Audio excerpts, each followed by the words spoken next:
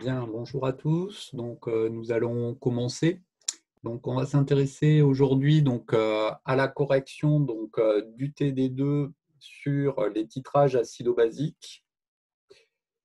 Et ça va donc clore le cours sur ces réactions acide-base. Donc, le TDI comportait deux exercices. Le premier exercice, d'un point de vue du titrage en lui-même, ne présentait aucune difficulté puisque c'était le titrage d'un monoacide faible par une base forte. Par contre, la petite difficulté résidait dans l'introduction des incertitudes de mesure. Donc ça fait un petit moment qu'on n'en avait pas parlé. Ce type d'exercice s'y prête assez bien aux incertitudes de type A. Donc, on va refaire un certain nombre de rappels là-dessus. Le deuxième titrage, lui, c'était le titrage d'un polyacide. Donc là, par contre, il y avait un certain nombre de subtilités, même si ça restait plus qualitatif, en tout cas sur la grande partie de l'exercice. Bien. Alors, si on s'intéresse au premier exercice, les deux premières questions, rien d'extraordinaire, on titrait du lait par de la soude. Vous demandez de faire le schéma du montage expérimental d'une part et d'écrire l'équation de la réaction de titrage d'autre part. Bon, au niveau du montage expérimental, le réactif titrant, c'est la soude. Le réactif attitrer, ici, ça va être le lait. On a également un volume de 150 ml d'eau. Donc, ce volume de 150 ml d'eau, il ne va pas modifier la quantité de matière d'acide lactique présent dans l'échantillon de 20 ml de lait.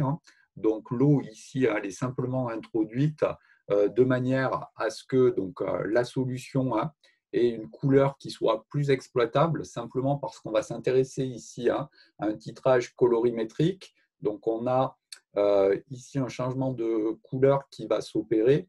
Et quand on s'intéresse à un tel titrage, il faut que l'on puisse repérer ce changement de couleur. Et donc, le fait de rajouter de l'eau ici, ça permet en fait de casser un petit peu la couleur blanchâtre du lait et donc d'avoir un volume équivalent qui soit plus facile à repérer. Bien. Au niveau de la réaction de titrage, il nous faut trouver la réaction prépondérante. Donc, comme toujours, on fait une échelle dpKa avec les deux couples de l'eau et puis le couple relatif à l'acide lactique que j'ai noté ici HA et l'ion lactate que j'ai noté A-. La réaction de titrage, c'est entre l'acide le plus fort et la base la plus forte. Donc l'acide le plus fort, c'est HA, la base la plus forte, c'est HO-, d'où la réaction de titrage qui se trouve à ce niveau-ci. J'en ai profité pour faire un tableau d'avancement. Donc je vous rappelle, dans les titrages, on considère qu'on a la quantité de matière Na d'acide lactique initialement présent. Donc là, attention, lorsque on calcule cette quantité de matière, il faut prendre bien Ca fois Va, le volume d'eau de 150 ml.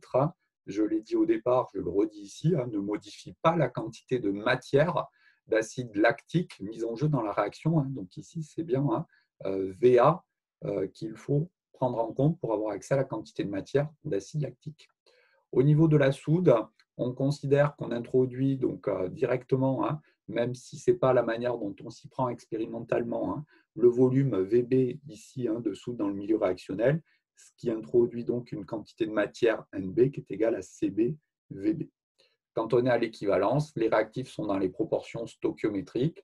Donc je vous rappelle que ça signifie qu'on a introduit autant de bases qu'il y avait d'acide initialement présent. Et donc surtout, gardez bien à l'esprit que lorsqu'on est à l'équivalence, il ne reste plus d'acide lactique dans le milieu réactionnel, mais il n'y a plus non plus de soude dans le milieu réactionnel. Et donc lorsqu'on est à l'équivalence, eh bien, on va avoir dans le milieu réactionnel uniquement des ions A- et puis le solvant H2O. Donc ça, on s'en servira dans la dernière question pour justifier le choix de l'indicateur coloré. Bien. Donc ça, c'était le démarrage, rien d'extraordinaire. Alors, on passait ensuite sur toute la partie qui était relative aux incertitudes. Lorsqu'on fait un titrage colorimétrique, vous en avez fait un certain nombre en lycée, eh bien, donc, le changement de couleur qui permet donc, de passer donc, d'un système avant l'équivalence à un système après l'équivalence, bah, il n'est pas si aisé que ça à repérer. Et donc, la plupart du temps, quand on fait un tel titrage, on fait un premier titrage rapide, histoire d'avoir une estimation de l'ordre de grandeur du volume, en l'occurrence ici de soude à verser. Et puis ensuite, on fait 2 voire 3 titrages précis pour pouvoir donc avoir une estimation plus fiable de ce volume équivalent. Et donc là, typiquement, c'est ce que l'on fait ici, et on va associer donc une incertitude aux différentes grandeurs qui sont mises en jeu, en particulier le volume équivalent.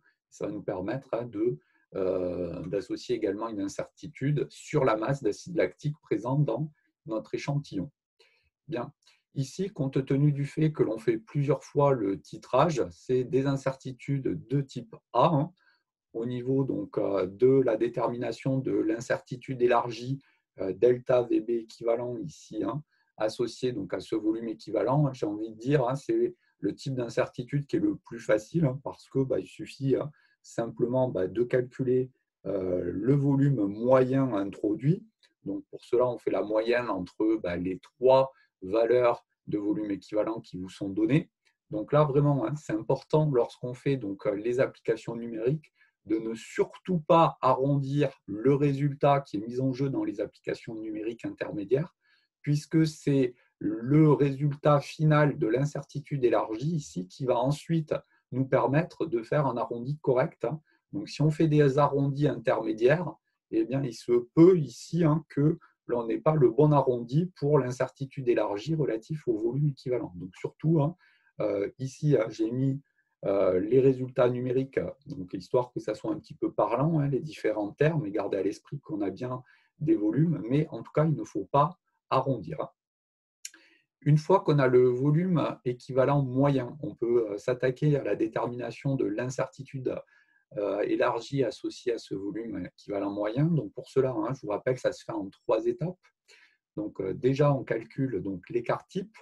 Donc ici, on a fait 3 expériences. Donc l'écart type dont on a besoin pour l'incertitude élargie, c'est sigma de 3-1, autrement dit sigma de 2. Et puis ensuite, il suffit d'appliquer la formule. Donc on fait l'écart entre donc, le volume équivalent que l'on mesure moins la valeur moyenne. On élève au carré, on fait ça pour chacune des expériences. On divise par n-1, autrement dit 3-1 ici, puisqu'il y a 3 expériences, 3-1, 2. On prend la racine carrée, ça nous donne l'écart type sigma 2. Gardez à l'esprit qu'encore une fois, ici, il ne faut pas arrondir le résultat et que ce sigma 2, c'est homogène à un volume, donc on l'exprime en millilitres. Une fois qu'on a l'écart type, on peut en déduire l'incertitude type correspondante.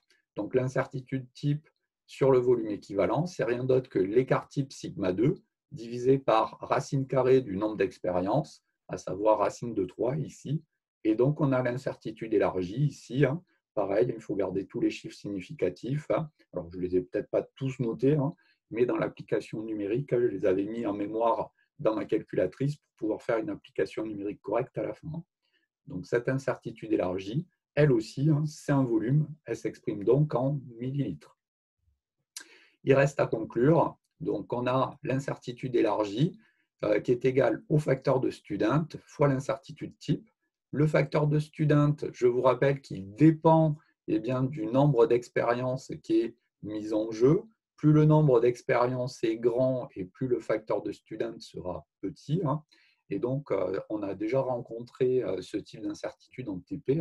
Donc, je vous rappelle, je vous avais dit qu'il fallait faire au moins 3 ou 4 expériences de manière à avoir une valeur de coefficient de Student, ici de facteur de Student, pas trop grand, sinon l'incertitude qui en résulte est vraiment énorme. Donc 3-4 expériences, c'est assez bien adapté. Lorsqu'on veut faire du type A, on peut en faire un petit peu plus si on a le temps, mais disons à partir de 4 expériences, le facteur de Student ne diminue plus de manière si significative que ça.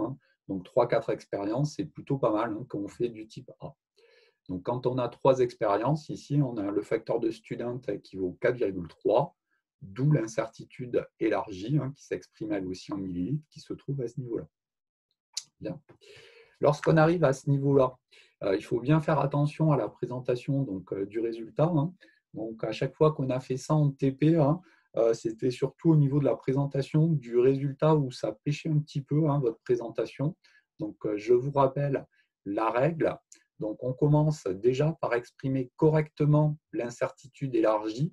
Donc, pour cela, on ne garde qu'un chiffre significatif et on arrondit toujours à la valeur supérieure. Donc ici, on a 0,37. Donc, si on garde un chiffre significatif et qu'on arrondit à la valeur supérieure, c'est 0,4 millilitres, cette incertitude élargie. Une fois qu'on a l'incertitude élargie, il suffit de présenter correctement le volume équivalent avec le bon nombre de chiffres significatifs. Et donc ça, c'est la précision de l'incertitude élargie qui nous dit où il faut arrêter la présentation ici du résultat. Donc là, vous remarquez que la précision, elle porte sur le dixième de millilitre ici pour l'incertitude élargie sur le volume équivalent. Donc il faut que pour le volume équivalent, on ait aussi une précision qui porte sur le millilitre. Et donc là, la règle, attention, elle est différente pour l'arrondi sur l'incertitude élargie et sur le volume équivalent. Pour l'incertitude élargie, on arrondit toujours à la valeur supérieure. Donc ici, que l'on ait 0,37 ou qu'on ait 0,31, on arrondit toujours à 0,4. Par contre, pour le volume équivalent, on arrondit à la valeur la plus proche. C'est ce que nous dit la règle. Donc là, en l'occurrence, la valeur la plus proche, c'est 7,1, puisque le centième de millilitre, ici, possède un chiffre significatif qui est égal à 6. Et donc, voici pour la présentation ici de ce résultat. On a VB équivalent plus ou moins l'incertitude élargie qui est égal à 7,1 plus ou moins 0,4 millilitres. Donc là, une petite remarque également sur le membre de gauche de l'égalité. Notez bien VB équivalent plus ou moins delta VB équivalent. Donc là, pareil, en TP, quand vous me présentez le résultat, souvent, vous me notez que VB équivalent égale le terme de droite. Donc, si on présente le terme de droite de cette façon-là, le terme de gauche, il faut aussi qu'il soit caractéristique par cette valeur moyenne du volume équivalent et puis de son incertitude élargie. Donc, voici pour cette incertitude de type A. Donc ça, j'ai envie de dire, sur ce type d'incertitude, il n'y a pas de grosses difficultés. Donc, il suffit simplement d'appliquer les formules de valeur moyenne, d'écart type, d'incertitude type, et ensuite d'utiliser le facteur de student. Donc, ce type d'incertitude-là, qu'on a un peu l'habitude, il n'est pas si compliqué que ça à évaluer. Monsieur, Oui. comment on sait que le facteur de student il vaut 4,3? Alors, ça, vous ne pouvez pas le deviner. Donc, je vous rappelle, dès lors qu'on parle d'incertitude, on est obligé de vous rappeler, de vous fournir toutes les formules associées à ces calculs d'incertitude. Donc, pour le type A, on vous rappellerait l'expression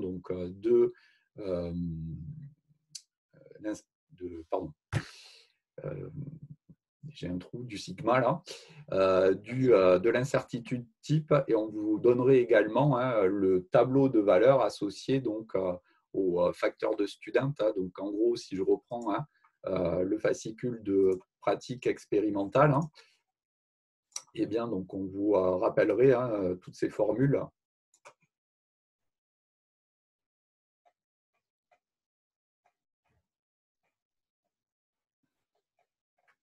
On vous rappellerait toutes ces formules là qui sont données en page 64 là, du fascicule là, que je vous avais donné en début d'année.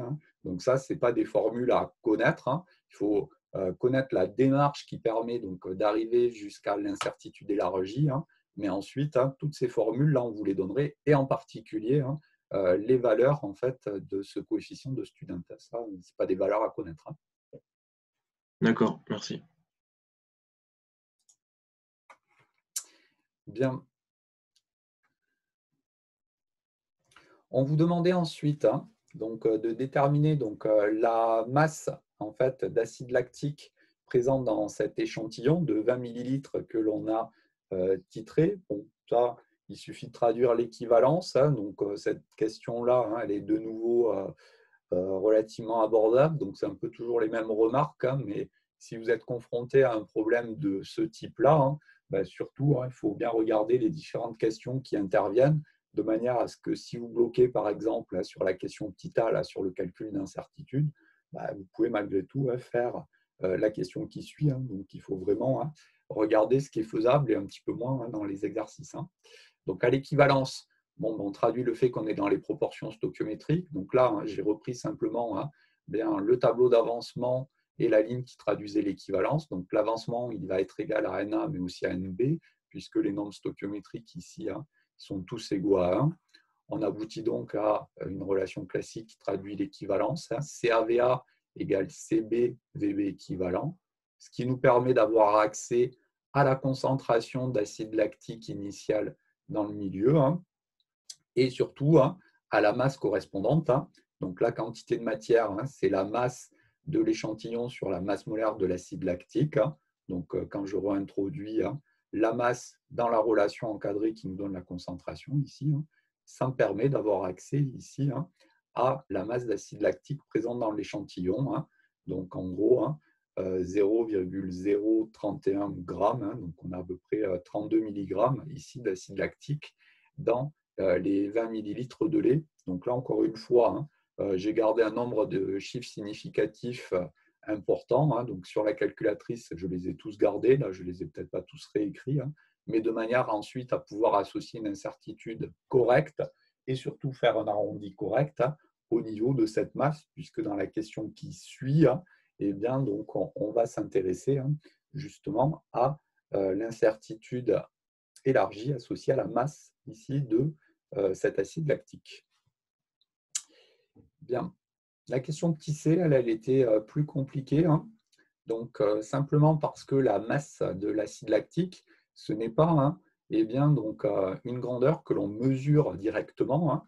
Vous remarquez que l'on y a accès à cette masse d'acide lactique par calcul, après avoir mesuré ici le volume équivalent associé eh bien, à notre titrage. Bon, si on regarde un petit peu au niveau des données, la masse molaire, ici, on vous la fournissait donc, sans incertitude. Donc, on considère que cette masse molaire, elle est parfaitement connue. Par contre, la concentration de soude qui permet le titrage, eh bien, elle, on lui associe une incertitude dans l'énoncé. Donc, vous remarquez que la masse de l'acide lactique présente dans l'échantillon, on y a accès de manière indirecte par un calcul à partir de deux grandeurs, ici, CB et VB équivalents, qui, elles, eh bien, sont entachées d'une certaine incertitude. Donc, quand on fait une mesure indirecte, pour avoir accès eh bien, à l'incertitude type associée à cette mesure indirecte, il faut utiliser la formule de propagation des incertitudes. Je reviens un tout petit instant sur le poly ici, sur justement les mesures indirectes. Donc, au niveau de la page 67 ici, de ce poly-là, vous avez la formulation générale associée à la formule de propagation des incertitudes. Donc, je vous rappelle que si on mesure une grandeur grand X, si on cherche à déterminer l'incertitude d'une grandeur grand X, ici que l'on ne mesure pas, justement, mais pour laquelle on a des incertitudes associées à des grandeurs Y1, Y2, etc.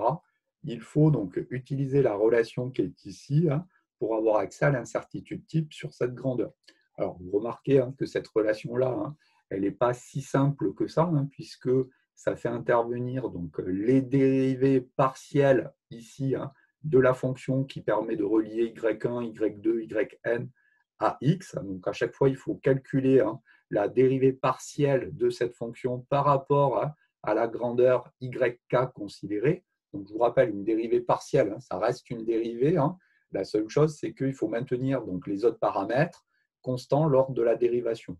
Bon, je vous ai dit, c'est quand même peu probable que vous ayez à utiliser la formule de propagation des incertitudes directement sous la forme qui est ici. L'idée, ce n'est pas non plus de remplir des pages et des pages de calcul, mais c'est plus de trouver en fait la démarche de détermination d'une incertitude élargie.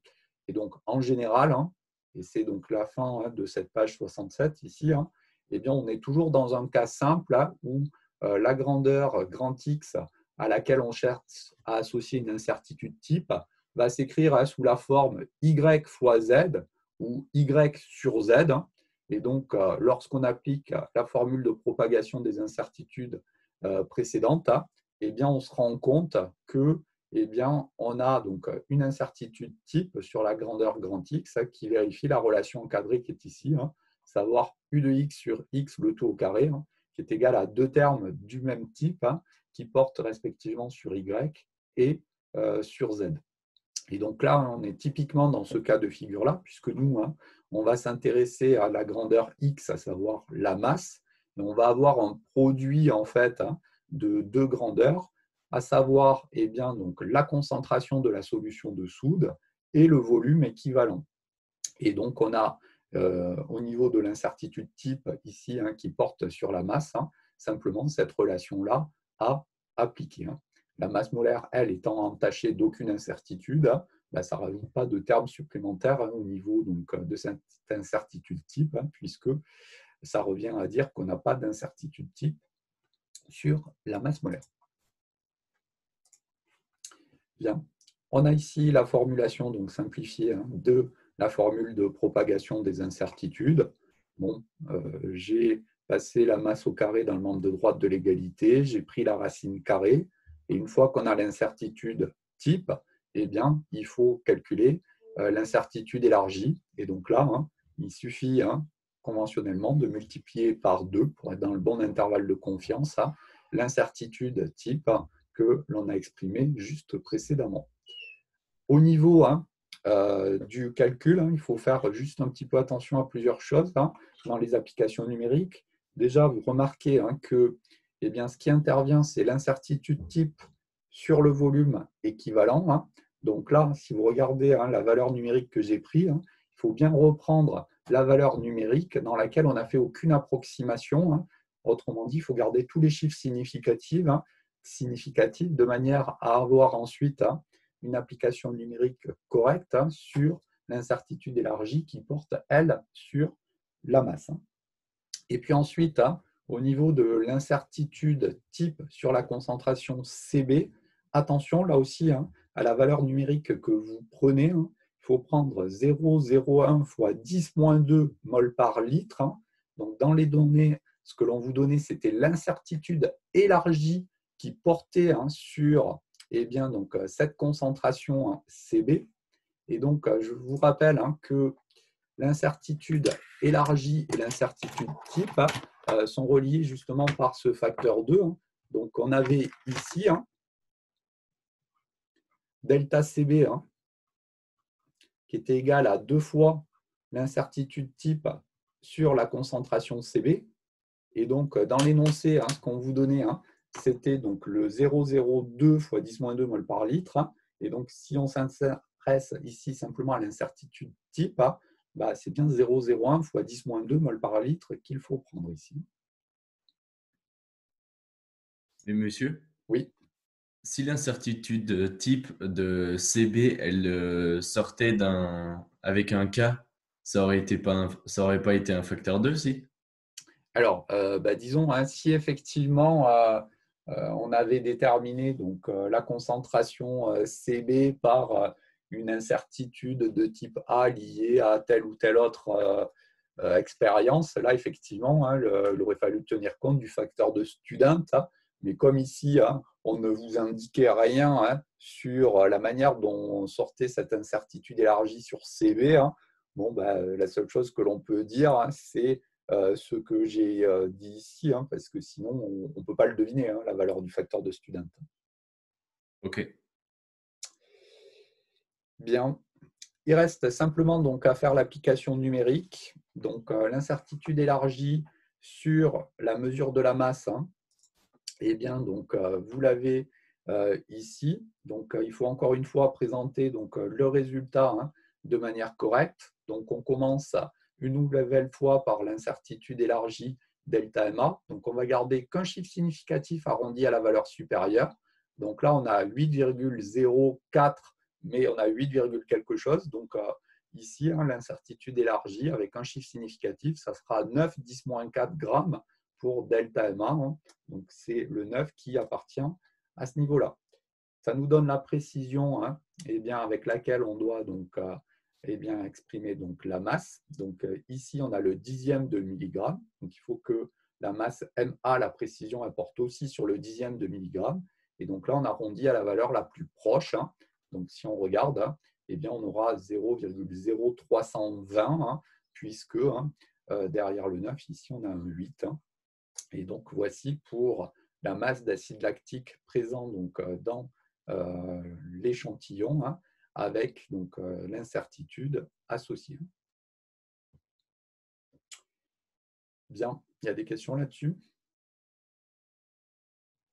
J'ai pas trop compris l'histoire du facteur 2 pour UCB. Oui. Alors, c'est ce que j'avais écrit juste avant, je le réécris rapidement. Donc, dans l'énoncé, ce que l'on vous fournit, en fait, c'est l'incertitude élargie sur la concentration de la base, delta CB, qui était 0,02, donc fois 10-2 mol par litre. Et donc, nous, ce dont on a besoin, ce n'est pas l'incertitude élargie delta CB ici, mais c'est l'incertitude type U de CB. Et donc, la relation générale qu'on a entre l'incertitude élargie et l'incertitude type, c'est un facteur 2 qui permet de relier les deux grandeurs, sauf si on est dans le cadre d'une incertitude de type A pour déterminer donc l'incertitude élargie, où on aurait ici non pas un facteur 2, mais un facteur de student K qui dépend du nombre d'expériences. Comme ici, on ne vous indiquait rien sur le CB, on utilise donc cette relation générale. Le 2 traduit simplement le fait que la certitude élargie doit être positionnée dans notre intervalle de confiance. Ok, merci beaucoup. Bien. Ce qui restait à faire, c'était donc à calculer donc, le nombre de degrés d'ornique de ce lait. C'est ce qui permet de savoir en fait donc, si le lait il est frais ou pas. Donc on vous indiquait que 1 degré d'ornique, ça correspondait donc à 0,1 g d'acide lactique dans 1 litre de lait. Donc nous, ici, il suffit de regarder combien donc, on a donc, de degrés d'ornique dans notre échantillon, mais par proportionnalité dans le lait au global. Donc, je multiplie ici par 50 la masse MA que j'ai trouvée précédemment, simplement pour se ramener à 1 litre de lait, puisque la masse MA que l'on a calculée, c'était simplement dans 20 millilitres. Donc, pour avoir la masse d'acide lactique dans 1 litre de lait, je multiplie ici la masse MA précédente par ce facteur 50, ce qui nous donne 1,6 g d'acide lactique, soit 16 degrés d'ornique, puisqu'un degré d'ornique, ça correspond à 0,1 g. Donc, si j'en ai 1,6 g d'acide lactique, ça me donne 16 degrés d'ornique. Et donc, le lait, il est bien frais, puisqu'on vous indiquait donc, dans l'énoncé qu'un lait est frais si donc, il a une acidité qui est comprise entre 15 et 18 degrés d'ornique. Donc là, notre lait, il est tout à fait frais. Il restait à déterminer donc une incertitude, une dernière incertitude, c'est sur ce nombre de degrés d'ornique. Donc là, le calcul, il était plus facile, simplement parce qu'on a la masse d'acide lactique présente dans le lait, qui est 50 fois la masse de l'acide lactique qui était présente dans notre échantillon. Au niveau donc, du nombre de degrés d'ornique, j'ai multiplié par un facteur 10, donc ça se voit ici. Donc, vu que 1 degré d'ornique, ça correspond à 0,1 g d'acide lactique présent dans 1 litre de lait, on a numériquement simplement un facteur 10 entre la valeur qui est ici et le nombre de degrés d'ornique. Et donc, en fin de compte, numériquement, le nombre de degrés d'ornique, c'est 500 fois la masse d'acide lactique présente dans notre échantillon. Donc ici, on peut facilement associer une incertitude type à ce nombre de degrés d'Ornick, puisque c'est rien d'autre que 500 fois l'incertitude type sur MA. Et ensuite, on a une relation analogue pour les incertitudes élargies. Donc là, c'était beaucoup plus facile à calculer. Et donc, on trouve une incertitude élargie de 0,45. Et après, on va présenter le résultat, toujours pareil, avec un chiffre significatif pour l'incertitude élargie ici, que l'on arrondit à la valeur supérieure, à savoir 0,5. Et donc, comme la précision importe sur le dixième, eh bien, donc, en termes de degrés d'Ornick, il faut qu'on ait effectivement un 0 ici pour avoir la bonne précision. Et donc, notre relais présente un degré d'Ornick de 16,0 plus ou moins 0,5. Bien, voici pour donc, cet exercice du point de vue des incertitudes. Il restait une dernière petite chose à faire. On vous demandait de justifier donc, le choix de l'indicateur coloré associé donc, à ce titrage, sachant que l'on vous donnait la zone de virage ici du rouge de phénol, qui était compris entre 6,8 et 8,4 ici. Donc là, pour répondre à cette question, on peut soit faire une réponse qualitative, soit une réponse un petit peu plus quantitative, comme ce que j'avais fait dans le TD. Donc, si je reviens à ce que j'avais dit initialement là, lorsqu'on est à l'équivalence, on avait dit les réactifs sont dans les proportions stoichiométriques. Donc, ça signifie qu'il n'y a ni HA ni HO- dans le milieu réactionnel lorsqu'on est à l'équivalence. Et donc, les seules espèces chimiques présentes sont A- et H2O, sachant que A- c'est une base. Et donc, à l'équivalence, on a donc une solution de base, monobase, faible, A-, et donc le pH à l'équivalence sera supérieur à 7. Donc, on peut dire que, vu la zone de virage de l'indicateur coloré, il semble relativement bien adapté. Bon, pour autant, en disant ça, on reste sur quelque chose d'assez qualitatif, puisqu'on n'a pas dit ce que valait donc le pH à l'équivalence, donc on n'est pas sûr qu'on soit exactement dans la zone de virage de l'indicateur coloré, mais déjà, il est plutôt bien adapté, puisque la zone de virage de l'indicateur coloré se situe en milieu basique et qu'à l'équivalence, on a une solution de monobase faible. Alors, on peut poursuivre un petit peu le calcul. C'est ce que j'ai fait donc, au niveau du corrigé pour regarder en fait eh bien, ce que vaut donc, le pH à l'équivalence, justement. Donc, pour cela, on remet en place la méthode de la réaction prépondérante.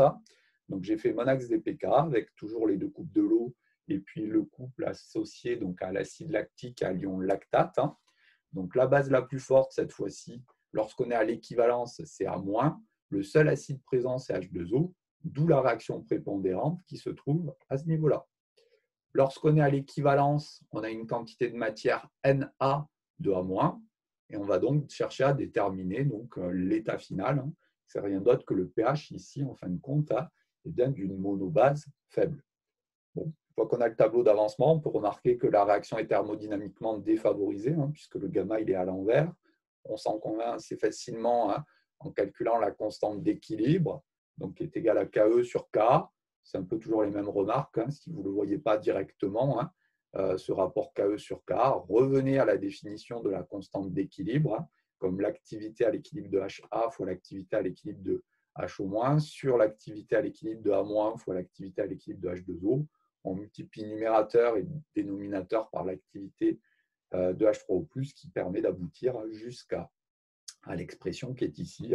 On remarque effectivement que la réaction elle est thermodynamiquement défavorisée, puisque la constante d'équilibre elle est très faible. Pour déterminer donc, la valeur donc, de l'avancement et puis ensuite en déduire la valeur du pH, donc, on repart sur l'expression de la constante d'équilibre ici. Donc, j'ai introduit encore une fois un avancement volumique, qui n'est rien d'autre que l'avancement de la réaction sur le volume. Alors attention, là, ce qu'il faut prendre, c'est le volume à l'équivalence, puisque là, ce à quoi on s'intéresse, c'est ce que vaut le pH du milieu réactionnel quand on est justement à l'équivalence. Et donc, lorsqu'on est à l'équivalence, vous remarquez qu'on a donc, la prise de notre échantillon de départ, le VA, on a les 150 ml d'eau et puis on a versé également un volume VB équivalent de soude dans le milieu, Donc, le volume du milieu réactionnel, c'est 177,1 millilitres. Vous remarquez que c'est à ce niveau-là qu'il intervient. En fin de compte, le volume d'eau, avant, on n'en a absolument pas tenu compte.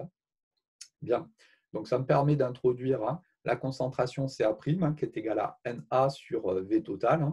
Et donc, ici, on se retrouve comme toujours avec une équation polynomiale de degré 2 à résoudre.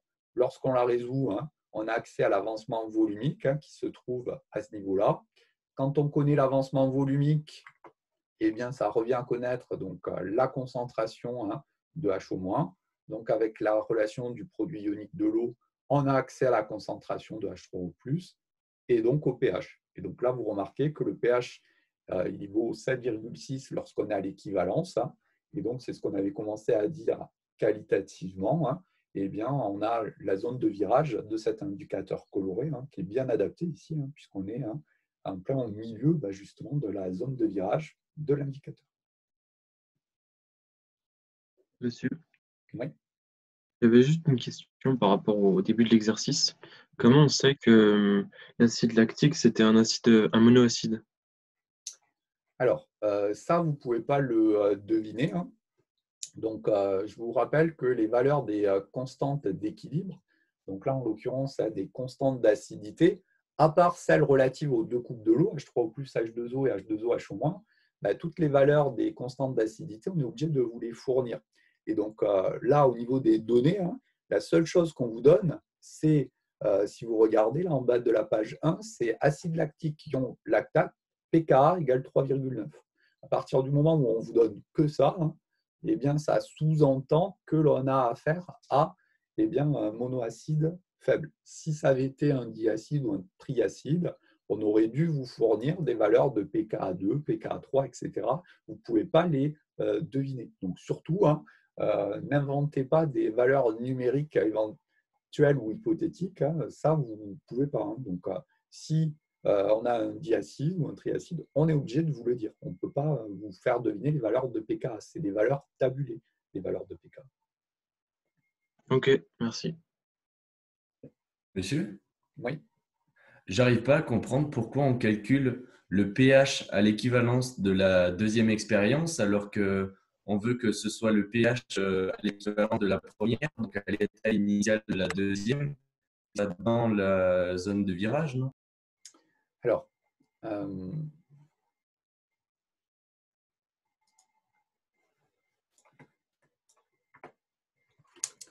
si on regarde ici l'allure de la courbe du pH en fonction du volume, donc c'est le titrage d'un monoacide faible. Donc schématiquement, on va avoir quelque chose de ce type-là. Donc, lorsqu'on est avant l'équivalence, donc avant le VB équivalent qui est ici, dans toute la première partie, on a la réaction de titrage qui se produit, à savoir HA plus HO- qui donne A- plus H2O. Donc, tant qu'on n'a pas atteint le point VB équivalent, ici, il reste du A- dans le milieu. Pardon, il reste du HA dans le milieu réactionnel. Et donc, à chaque fois qu'on va verser donc, de la soude, eh bien, on va avoir cette réaction qui se produit. Lorsqu'on arrive exactement au niveau de ce point-là, on est exactement dans les proportions stoichiométriques. Donc, les seules espèces qui sont présentes dans le milieu sont A- et H2O.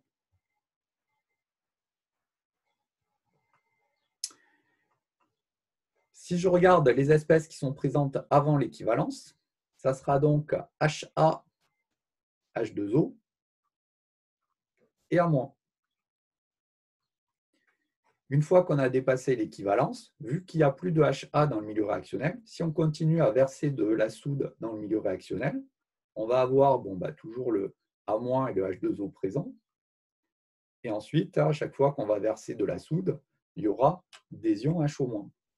Et donc, si on s'intéresse à la zone de virage de l'indicateur coloré, qui correspond en fait à l'équivalence, dans le milieu réactionnel, si on est donc au niveau de ce point, ou juste au voisinage, juste avant ou juste après, eh bien, les espèces présentes, hein, c'est vraiment que ces espèces qui sont ici, A- et H2O. Et c'est pour ça hein, qu'on remet en œuvre la méthode de la réaction prépondérante à l'aide de ces espèces que sont A- et H2O présentes, pour voir hein, justement ce que vaut le pH du milieu réactionnel. Et c'est parce qu'au niveau de VB équivalent, eh bien, on a consommé tout le HA présent dans le milieu réactionnel.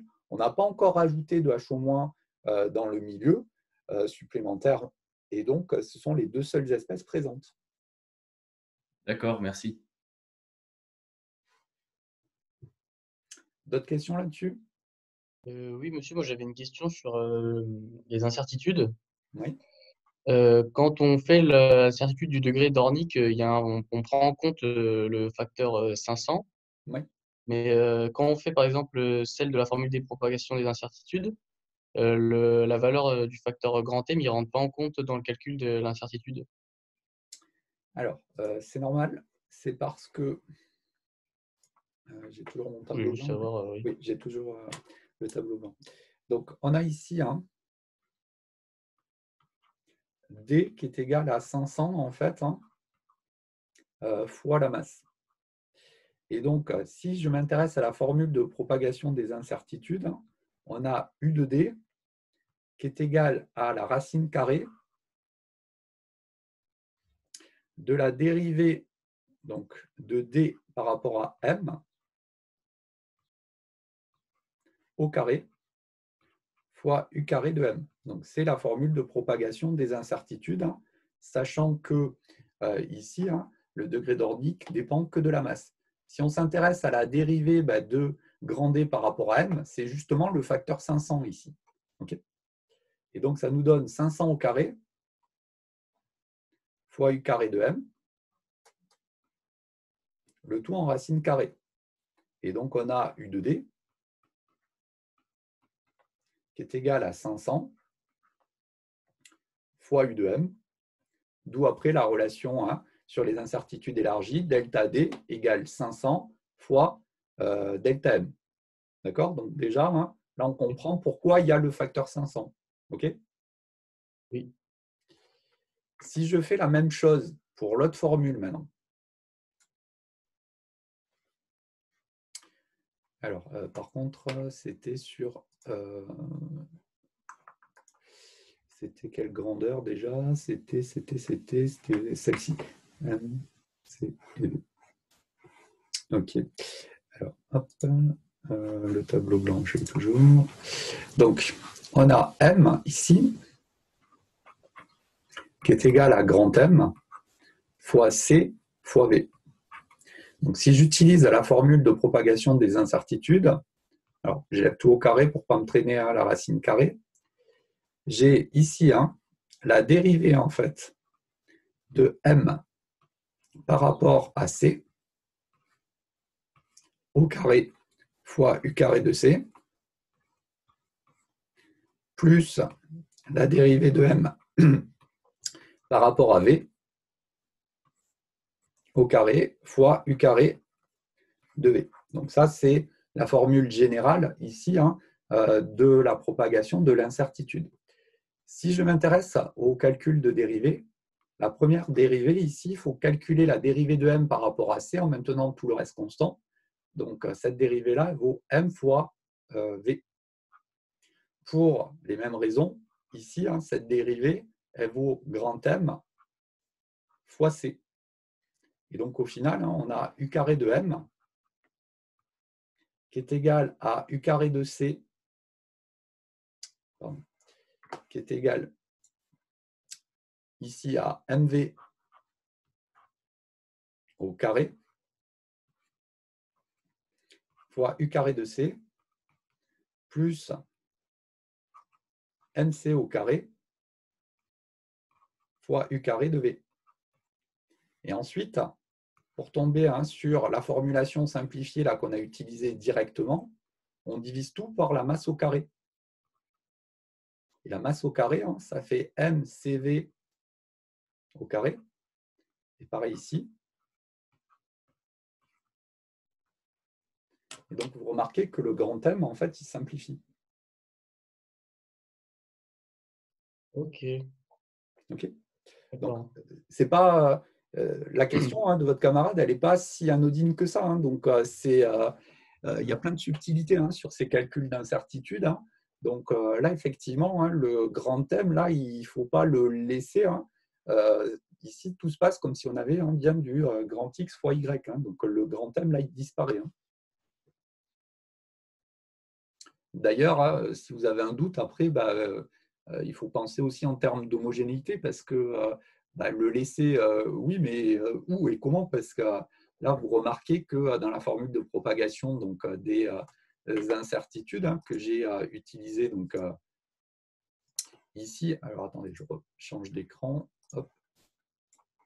que j'ai utilisé ici, on a bien à chaque fois des grandeurs qui sont sans dimension. Donc le grand thème, il n'aurait pas sa place, on ne pourrait pas le mettre je ne sais pas trop où on pourrait le mettre d'ailleurs, puisque les relations ne seraient plus homogènes. Mais la question là, elle est assez subtile, donc on repensera un petit peu au calcul que je viens de faire, mais effectivement, là, le grand thème n'intervient pas. Ok, merci. Bien, d'autres questions là-dessus? Moi, monsieur, c'était par rapport aux constantes d'acidité. Oui. Comme on a HA, mais on a aussi A-, pourquoi on prend plus la constante d'acidité plutôt que la constante de basicité Alors, du coup? donc, déjà, ce qu'il faut garder à l'esprit, c'est que quand on parle de constante d'acidité ou de constante de basicité, au passage, c'est la constante d'acidité d'un couple acide-base. Donc, c'est la constante d'acidité du couple HA A-. Donc, ce terme, qui est la constante d'acidité, c'est caractéristique à la fois de HA et de A-, puisque c'est associé par une espèce chimique, mais un couple acide-base.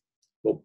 Alors, dans le cours, j'avais signalé l'existence de la constante de basicité en vous disant que c'était une grandeur, ça, qu'on n'utilisait quasiment plus. Alors, dans quelques vieux exercices, j'ai envie de dire, on retrouve ce terme de constante de basicité. Donc, c'est pour ça que je voulais noter en remarque dans le cours, de manière à ce que vous ne soyez pas surpris si vous rencontrez ça dans un exercice. Mais en soi, on peut travailler indifféremment avec l'une ou l'autre des grandeurs, puisque en fait, les deux constantes sont reliées par l'intermédiaire du pKe, puisqu'on a pK plus pKb égale le pKe. Donc, si on en connaît une, la constante d'acidité par exemple, on peut facilement déduire la constante de basicité d'autre part. Donc, le tout, c'est après de calculer correctement la constante d'équilibre de la relation qui est mise en jeu. Et donc, si on prend par exemple la réaction qui est ici à la fin, là, donc on remarque que c'est la réaction entre la base A- et l'acide H2O. Et donc, c'est typiquement la définition donc, de la constante d'équilibre que l'on a appelée justement la constante de basicité. Donc là, j'aurais pu utiliser Kb à la place de Ke sur K. Bien évidemment, on aurait la même valeur numérique. Après, je vous ai dit, donc, cette notion-là, elle est un peu désuète maintenant.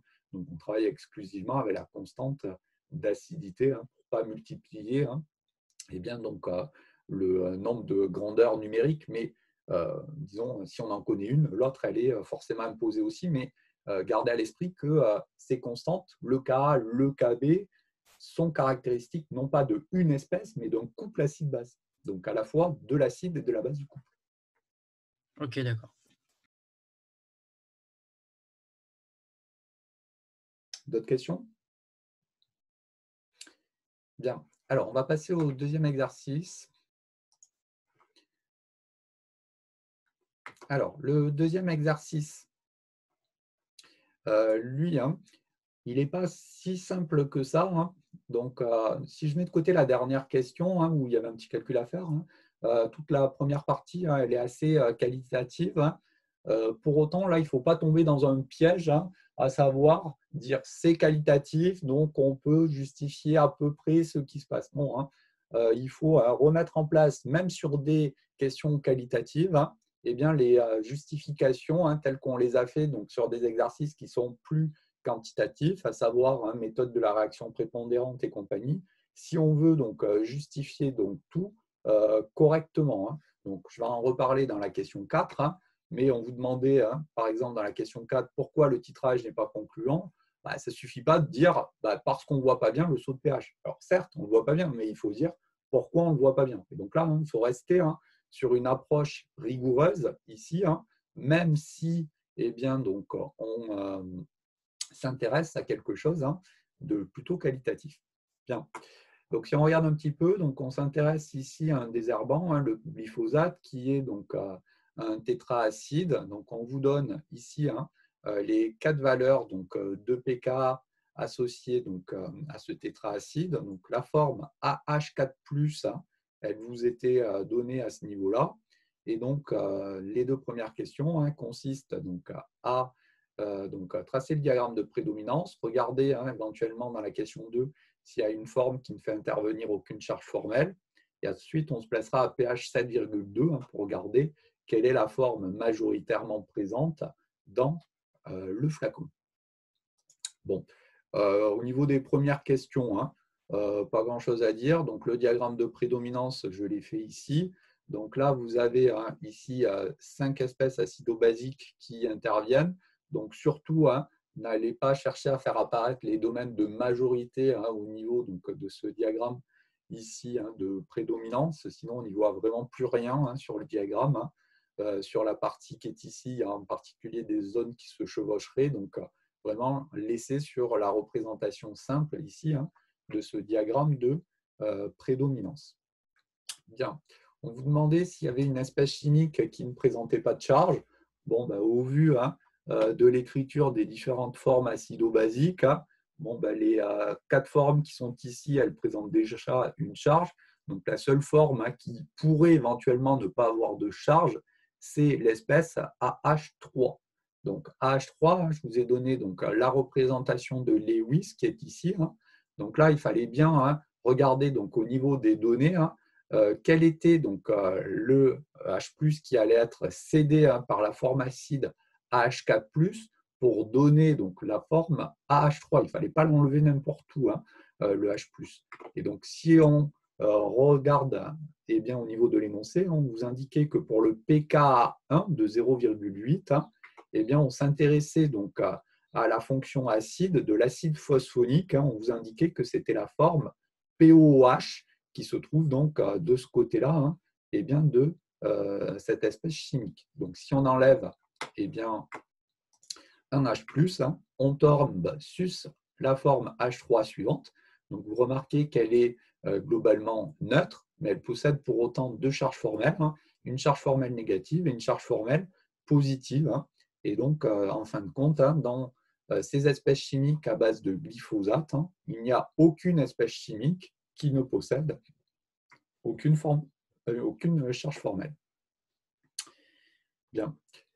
On continue avec la question 3, qui elle aussi donc, était encore relativement abordable. On vous demandait à pH égale 7,2 quelle était donc, la forme qui était majoritaire.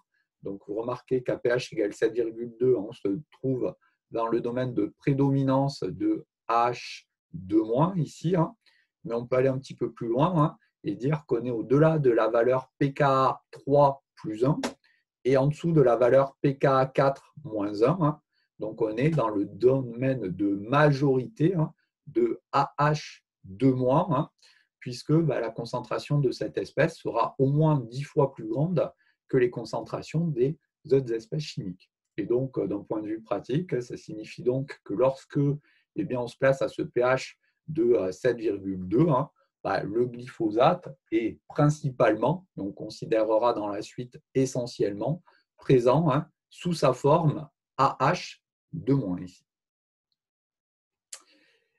Bien. C'est à partir de la question 4 où il faut commencer à faire un petit peu attention donc, aux justifications. Donc, l'idée, c'était de titrer cette solution de glyphosate et donc on vous proposait différentes techniques pour réaliser le titrage. Donc, la première technique qui conduit donc, à la courbe qui est ici, bien, consiste à titrer la solution de glyphosate par de la soude. Et donc, quand on regarde la courbe bien, du pH en fonction du volume, eh bien, on remarque que ce n'est pas très concluant, parce qu'on ne voit pas bien le saut de pH. Et donc, on vous demandait justement pourquoi ce n'est pas concluant. Donc là, on n'a pas le choix. Il faut revenir sur la méthode de la réaction prépondérante ici. Donc, en termes de réaction prépondérante, on regarde les espèces qui sont introduites. Donc là, attention, sur l'axe des pK, il y avait pas mal de couples à faire intervenir. Donc, il y avait les 4 couples relatifs ici au glyphosate. Il y a les 2 couples de l'eau. Et donc, je me suis servi du diagramme pour la question 4 et pour la question 5. Donc là, j'ai souligné en rouge les espèces qui sont introduites dans le milieu réactionnel pour ce titrage de la question 4. Donc, on est en solution, donc il y a forcément de l'eau. On titre par de la soude. Et puis, donc, on vient de dire qu'à pH égale 7,2, eh bien, donc, c'est cette espèce ampholyte AH2- ici qui est majoritaire. Bon, si je souligne toutes les espèces qui sont présentes, donc c'est les traits rouges, on fait réagir donc la base la plus forte, AH- avec l'acide le plus fort, AH2-, et donc on obtient la réaction prépondérante qui est ici. Et donc là, on va calculer la constante d'équilibre, donc Ka4 sur Ke, donc toujours les mêmes remarques. Si vous ne le voyez pas directement, vous repassez par la définition générale de la constante d'équilibre. Il vaut mieux perdre un petit peu de temps et repasser par les activités pour exprimer correctement en fait cette constante d'équilibre en multipliant numérateur et dénominateur par l'activité de H3O+, et aboutir donc à ce rapport Ka4 sur Ke. Donc là, la particularité, c'est que quand on fait l'application numérique, on trouve 10 exposants, donc 2,8 pour cette réaction de titrage. Et donc, on remarque que cette transformation, en fin de compte, elle n'est pas totale. On avait dit qu'une transformation, elle est totale. Si la constante d'équilibre, elle vaut 10 puissance 4. Et donc là, vous remarquez qu'elle n'est pas suffisamment totale pour pouvoir être mise en jeu dans un titrage, cette relation-là. Et donc, c'est la raison pour laquelle on ne voit pas le saut de pH. Donc, dit à peine un petit peu différemment, compte tenu du fait qu'ici, on a une réaction acide-base, on a AH2- qui est la forme acide des réactifs, et donc HO- c'est la base. Et donc, d'un point de vue pratique, on a donc cet acide ici qui ne présente pas une acidité suffisante pour pouvoir être titré par HO-, donc ça, on s'en rend compte avec la valeur du pK qui est très grande, donc 11,2. Donc, vous remarquez qu'on n'a même pas 3 unités de pK entre les 2 couples. Donc, l'acidité ici de cette espèce n'est pas suffisante en fait pour pouvoir être titrée par HO-. On s'en rend bien compte ici avec la constante d'équilibre qui n'est pas suffisamment grande. Bien, donc est-ce qu'il y a déjà des questions sur cette première tentative ratée, j'ai envie de dire, de titrage du glyphosate? Non? Bien. On vous proposait ensuite une deuxième manière de procéder qui, semble-t-il, est plus satisfaisante, puisque vous remarquez qu'on obtient un saut de pH sur la courbe. Au lieu de titrer par de la soude, on va titrer cette fois-ci par de l'acide chlorhydrique. Et donc là, je vous faisais un petit rappel par rapport à ce qu'on avait dit donc, dans l'énoncé, à savoir qu'on pouvait titrer donc, séparément 2 acidités à condition que l'écart entre les constantes d'équilibre soit d'au moins 10 puissance 4. Donc, on avait dit que ça revenait à un écart entre les pK qui était égal à 4. On va le revoir au niveau donc, du corrigé. Et donc là, ce qu'on vous demandait, c'était pourquoi c'était plus satisfaisant, mais que ce n'était pas encore pas complètement satisfaisant. Donc déjà, c'est plus satisfaisant, on s'en rend bien compte expérimentalement, parce qu'on a le saut ici. Donc on va, pareil, mettre en œuvre la méthode de la réaction prépondérante et voir que la réaction de titrage elle va être cette fois-ci totale. Par contre, on va voir qu'il y a une réaction parasite qui va venir un petit peu fausser ce titrage. Donc là, au niveau des espèces introduites, on a H2O, toujours pareil, on est en solution. On a la forme majoritaire du glyphosate à ce pH initial de 7,2 de travail. Et puis ensuite, on va titrer par H3O+. Donc là, j'ai réutilisé l'axe des pKa précédents que j'avais fait. Donc j'ai souligné cette fois-ci les espèces introduites en vert. Et donc, si je regarde la réaction entre l'acide le plus fort, H3O+, et la base la plus forte, AH2-, on obtient donc la relation de titrage qui est ici. C'est ma réaction prépondérante. Quand je calcule la constante d'équilibre de cette réaction, c'est 1 sur Ka3, 10 exposant 6,2. Donc, vous remarquez que cette fois-ci, la transformation elle est totale, ce qui va nous permettre de voir le saut de pH. Et donc, de ce point de vue-là, ça va être satisfaisant. Par contre, ce n'est pas encore pleinement satisfaisant.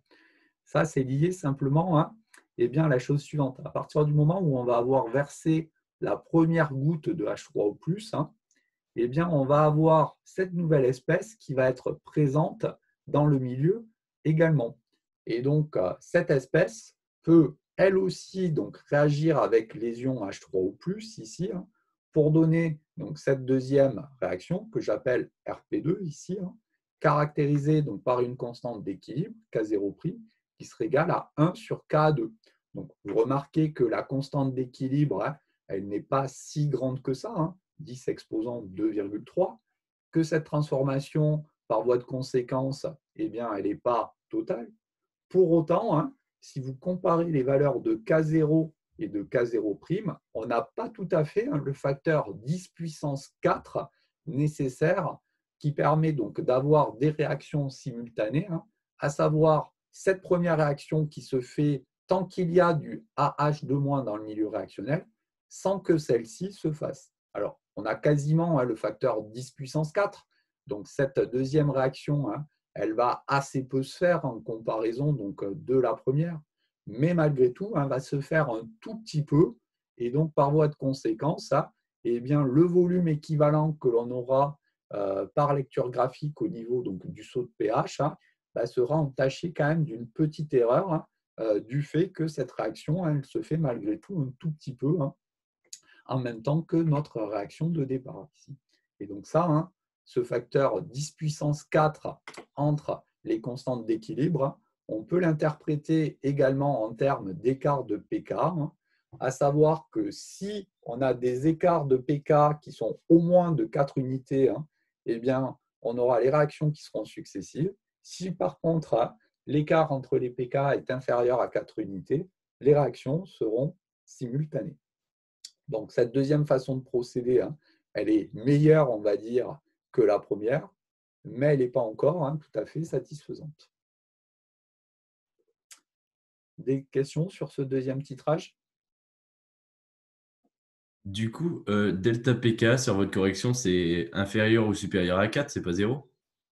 Alors, qu'est-ce que j'ai écrit? Oui, alors effectivement, j'ai mis 0, ce n'est pas 0, effectivement, c'est 4, donc bonne remarque. Donc, corrigez bien là, en bas de la page que vous avez à l'écran, c'est delta pK supérieur ou égal à 4 ou inférieur ou égal à 4, ce n'est pas 0, là, j'ai noté trop vite, attention.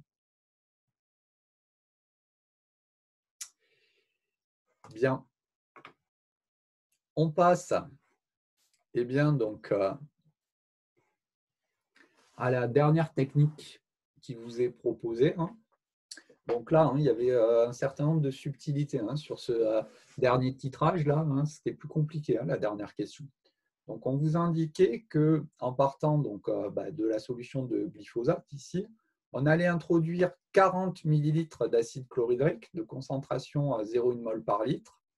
Et puis ensuite, une fois qu'on a fait cet ajout d'acide chlorhydrique, on va titrer cette fois-ci par de la soude. Alors déjà, on remarque sur la courbe expérimentale qu'on a ici 2 sauts de pH. Donc visiblement, de ce point de vue-là, ça semble plutôt pas mal. Après, il faut comprendre un petit peu comment, pourquoi c'est satisfaisant et surtout pourquoi on a ajouté d'abord de l'acide chlorhydrique pour ensuite rajouter de la soude en tant que réactif titrant. Si on regarde un petit peu le corrigé, Donc, l'ajout d'acide chlorhydrique, eh bien, donc, c'est un excès d'acide chlorhydrique de concentration Ca égale 0,10 mol par litre. Alors, le fait que l'acide chlorhydrique est un excès, ça, on ne vous le disait pas explicitement dans l'énoncé. Et c'est pour ça que la question, elle n'était pas si simple que ça. Donc là, en fin de compte, on va devoir faire en quelque sorte une hypothèse que l'on pourra vérifier rétrospectivement, à savoir qu'on a ajouté donc un excès d'acide chlorhydrique. Donc, si on ajoute un excès d'acide chlorhydrique, ça veut dire que le glyphosate, il va sans doute réagir avec H3O+.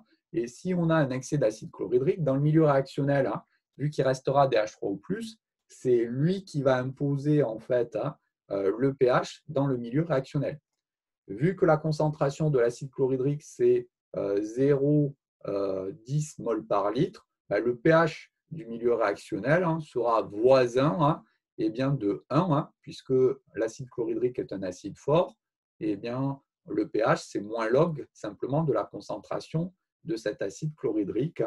Alors, quand je dis qu'il sera voisin de 1, on ne connaît pas la valeur exacte. On peut avoir un effet de dilution qui fait que le pH ne va pas être tout à fait égal à 1, mais disons, on sera en milieu très acide à partir du moment où on rajoute un excès d'acide chlorhydrique. Bon. Si on est en milieu très acide, je reprends ici mon diagramme de prédominance initiale. Bon, on a dit on a un pH qui va sans doute être voisin de 1, alors peut-être un tout petit peu plus ou un tout petit peu moins. On ne sait pas trop en fin de compte, mais toujours est-il qu'on aura un pH qui sera a priori très acide. Et donc, si on est en gros dans des zones qui sont voisines d'ici, vous verrez, on peut dire que par voie de conséquence, en plus des ions H3O+, qui sont présents dans le milieu, il y a les espèces H4+, et H3 qui sont également présentes. Donc, est-ce qu'elles sont en même proportion ou pas? On ne sait pas bien en fin de compte, puisqu'on n'a pas une valeur précise du pH avant l'ajout de soude.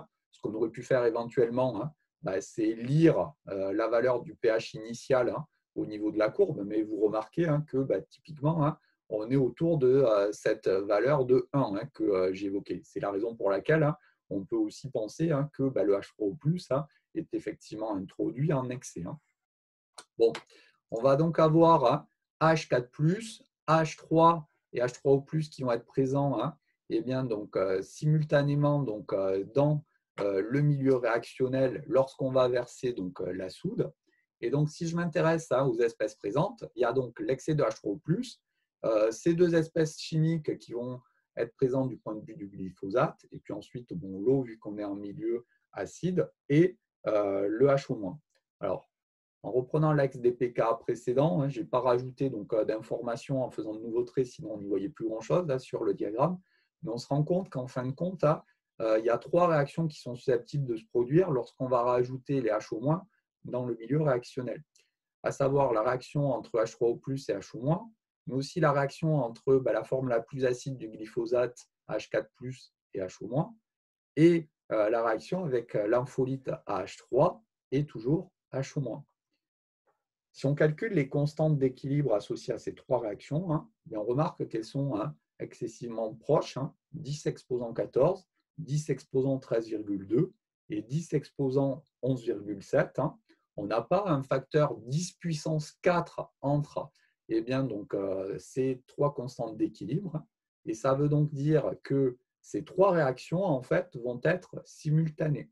Et donc, à chaque fois qu'on va verser une goutte, en fin de compte, de soude dans le milieu réactionnel, il y a un tiers de la goutte, schématiquement, qui va réagir avec H3O+, un tiers avec H4+, et un tiers avec H3. Donc ça, on pouvait s'en douter, simplement parce que l'écart de pKa entre les valeurs des pK ici de ces trois acides n'est pas égal à 4 unités. Donc là, je vous rappelle, cet acide-là, c'est l'acide du couple H3O plus H2O, dont le pK vaut 0. Le pK du couple H4 plus AH3, il va aller 0,8.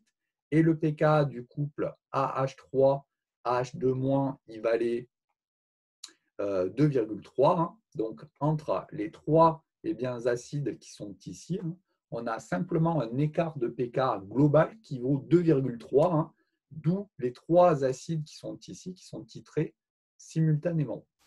Alors, le fait qu'ils soient titrés simultanément, hein, ça complique un petit peu les choses d'un point de vue de la traduction de l'équivalence pour cette RP.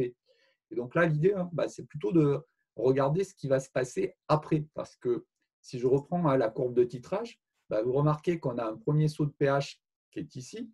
Donc là, hein, dans toute cette partie-là, hein, on a la soude qui va réagir avec nos 3 acides. On a dit H3O+, H4+, et H3. Donc, lorsque on arrive à cette équivalence-là, hein, on a versé suffisamment de soude, hein, pour titrer, hein, ces 3 acides, H3O+, H4+, et H2O. Bon, il vaut peut-être mieux regarder ce qui se passe ensuite, ici, sur la deuxième partie, hein, du titrage, parce que là, on remarque qu'on a un deuxième saut. Donc là, il faut regarder un petit peu, hein, au niveau de la deuxième équivalence, hein, ce qui va se passer. Donc, lorsque, hein, les réactions précédentes sont terminées, donc, les seules espèces présentes dans le milieu, en fin de compte, hein, ça va être H2- et H2O, parce que le H3 qui va être produit, hein, à ce niveau-là, dans la première partie du titrage, va être consommé par les HO-, hein. Et donc, les seules espèces présentes, au niveau donc, de la première équivalence sont H2- et H2O. Donc, si on continue à verser de la soude, la réaction prépondérante qui va correspondre à la deuxième partie du titrage, ça va être celle-ci, avec une constante d'équilibre de 7,8. Donc là, la transformation, elle est encore totale, hein. Elle est totalement satisfaisante pour réaliser donc, le titrage. Et c'est la raison pour laquelle on observe d'ailleurs le saut de pH sur la courbe que j'avais montrée juste avant.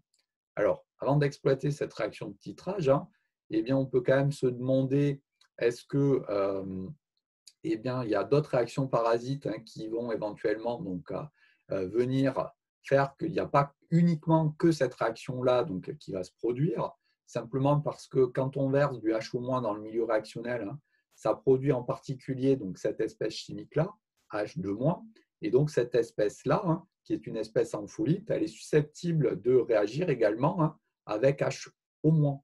Et donc si on regarde, hein, cette réaction-là, qui est caractérisée par la constante d'équilibre K5,0, vous remarquez que la constante d'équilibre, elle, elle vaut 10 puissance 2,8, et donc que cette réaction qui est ici, hein, ne va pas venir perturber en fait, hein, l'ARP2, parce qu'on a plus qu'un facteur 10 puissance 4 entre les deux constantes d'équilibre qui sont ici, hein, le K4,0 et le K5,0. Donc ça, on pouvait s'en douter, hein, simplement parce qu'on a un écart de 5 unités entre les valeurs de pK3 et de pK4.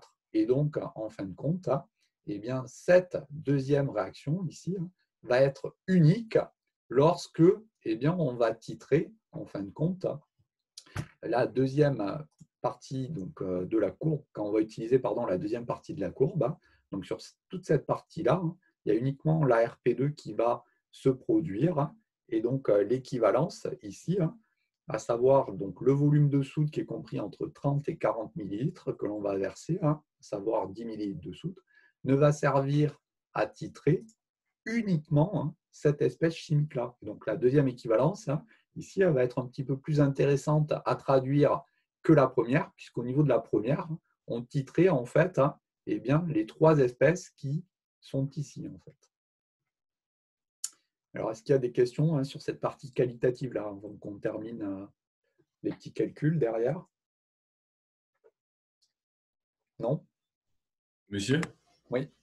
Pourquoi en question 5, on avait 2 réactions qui n'avaient pas un K0 qui était différent de 10 puissance 4 et ça nous a dérangé, alors que là, justement, on l'accepte et on dit que c'est bien pour la réaction? Alors, justement, hein, on ne dit pas la même chose, hein, on dit l'inverse. Hein. Donc, il faut, pour pouvoir considérer, hein, que 2 réactions soient successives, autrement dit, hein, que l'on n'ait qu'une réaction qui soit mise en jeu dans le titrage, hein, il faut que les constantes d'équilibre, hein, soient différentes d'au moins un facteur 10 puissance 4. Autrement dit, que l'écart entre les pK soit au moins de 4 unités. Et donc là, si je reprends la question 5, justement, on remarque que l'écart entre les valeurs de pKa2 et pKa3, ici, est simplement de 3,9. Autrement dit, on n'a pas tout à fait le facteur 10 puissance 4 entre le K0' et le K0. Et donc, ça veut dire que cette réaction qui est ici, là, ce que j'ai appelé RP2, va venir se faire un petit peu en même temps que la réaction qui se trouve à ce niveau-là. Et donc, quand on veut traduire l'équivalence, hein, eh bien, l'idée, hein, c'est quand on va verser donc, du H3O+, hein, pour traduire l'équivalence, il faut savoir faire le tableau d'avancement de manière correcte. Hein. Donc là, le problème, c'est qu'on a à la fois RP et RP2 qui vont se faire en même temps. Hein, et donc, cette réaction RP2 ici va venir parasiter en fait la réaction de titrage parce qu'elle va se faire en parallèle de la réaction RP, même si elle ne se fait pas beaucoup, simplement parce qu'on n'a pas tout à fait l'écart de 4 unités entre les valeurs de pKa. Donc ça, c'est ce qu'on a dit dans la question 5. Dans la question 6, on a dit, hein, on va avoir une première partie de titrage où il y a ces 3 réactions qui vont se faire en même temps, simplement parce que l'écart entre les pKa n'est pas suffisant, justement. Hein. On a simplement un écart de 2,3 entre cet acide et cet acide-là. Et donc, traduire l'équivalence à partir donc, de cette réaction-là, c'est un petit peu pénible parce que les 3 réactions, elles ne se font pas en même temps. Et c'est pour ça qu'on va regarder ce qui se passe après hein, la première équivalence. Et donc là, justement, hein, on va dire l'inverse de ce qu'on avait dit dans la question 5. Hein. Donc, si on regarde la réaction de titrage, elle est caractérisée ici hein, par une valeur de 10 exposant 7,8. La réaction parasite, elle, est caractérisée par une constante d'équilibre de 10 exposant 2,8. Autrement dit, on a un facteur 10 puissance 5 entre ces deux constantes d'équilibre.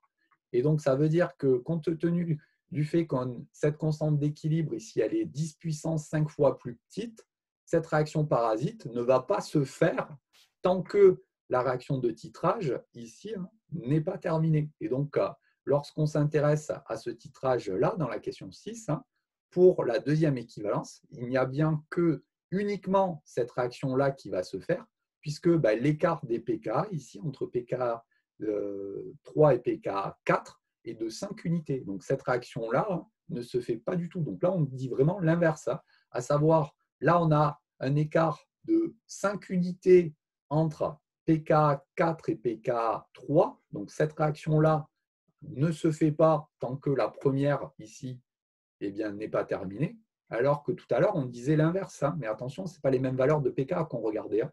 Les valeurs qu'on regardait, hein, c'était pKa2 et pKa3. Et donc là, on avait simplement hein, 3,9 unités entre ces valeurs-là. Et donc, cette réaction-là, allait se faire un petit peu et allait venir parasiter la réaction de titrage. Donc là, on dit justement l'inverse. Attention. Hein. D'accord. Mais les 3 RP, elles n'auraient pas été exploitables non plus. Alors, celle-ci, là Oui. Et comment on sait qu'elles se font en même temps?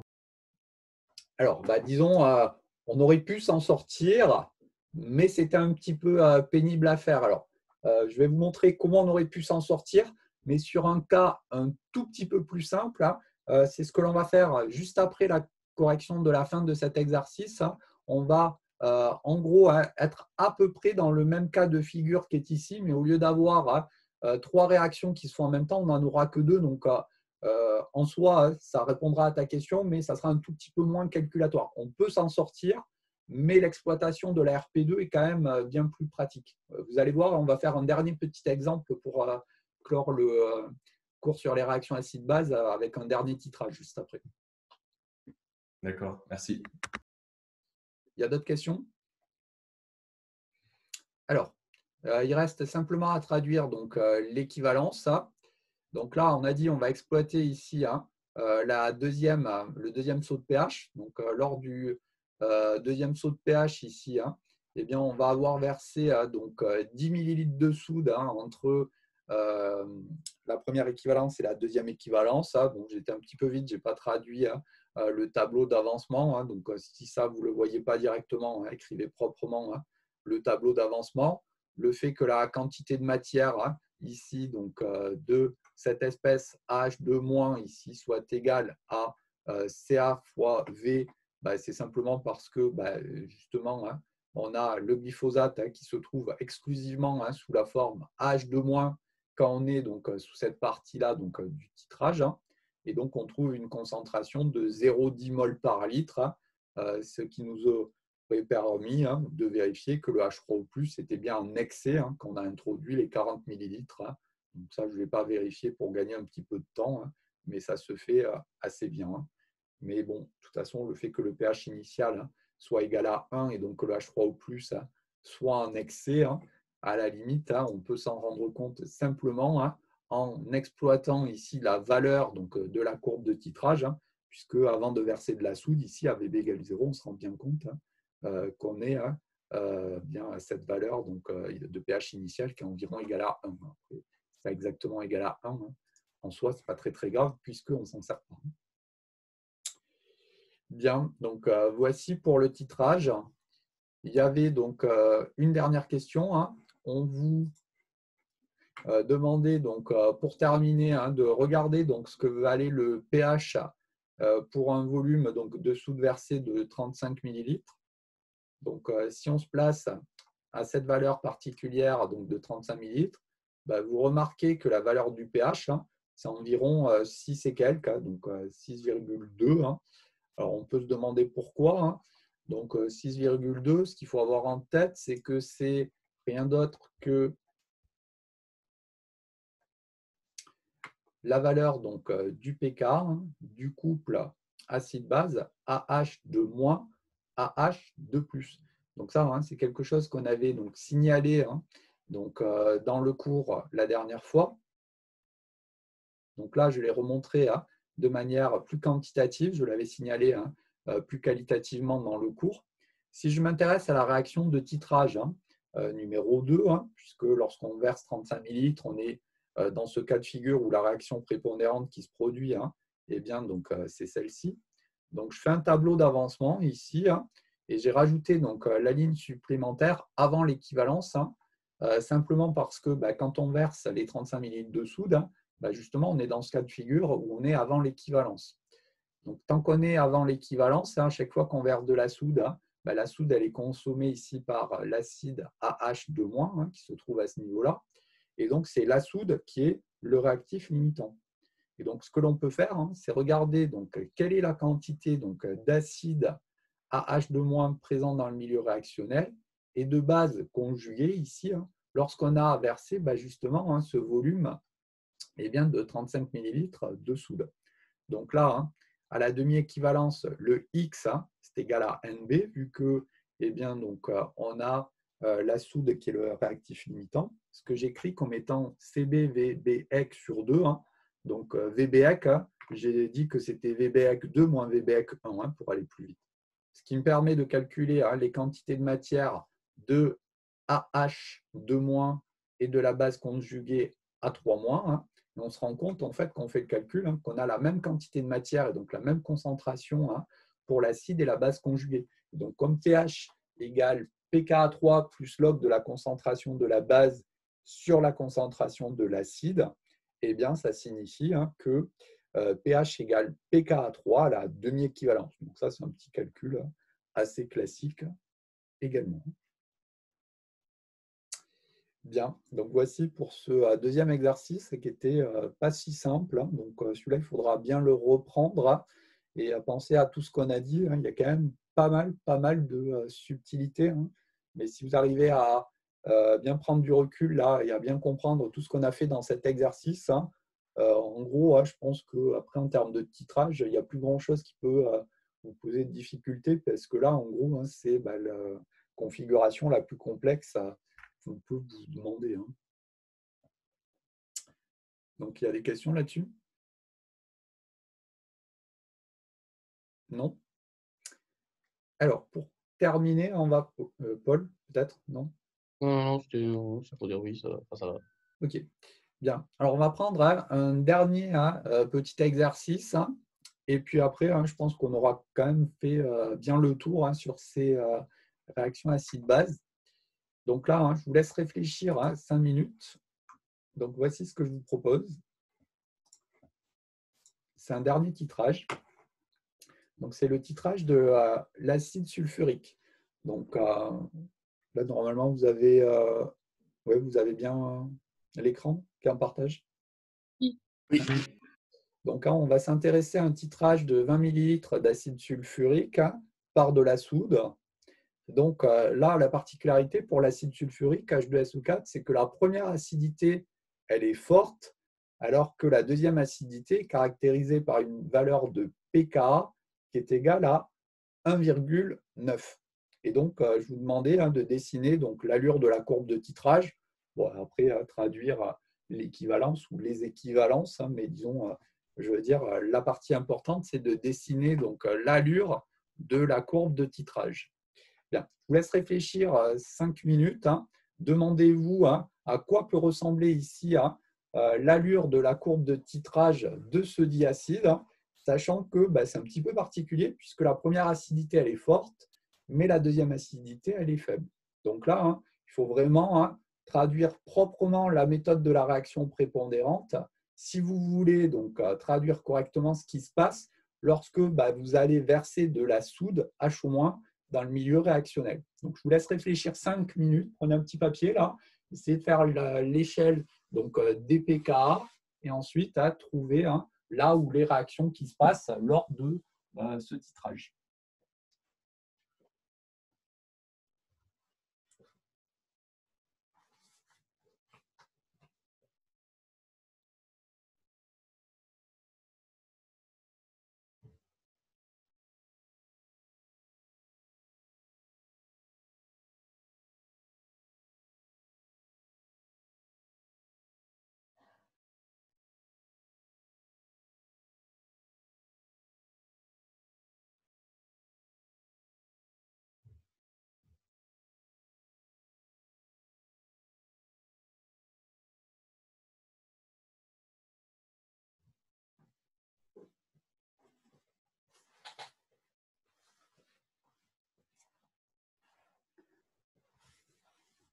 Et donc là, j'insiste bien, mais le point fondamental, c'est de faire correctement l'échelle des pKa au départ, en regardant bien les espèces qui sont présentes. Donc, c'est vraiment le point fondamental.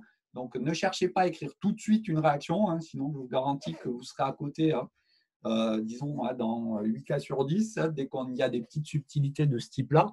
Donc là, le point fondamental, c'est de bien faire l'échelle des pKa, de prendre le temps, de regarder les espèces que l'on introduit dans le milieu réactionnel pour après commencer à écrire des choses, mais il ne faut surtout pas aller trop vite et commencer à écrire des choses, sinon, d'expérience, je vous garantis que vous n'aurez pas là où les bonnes réactions prépondérantes ici.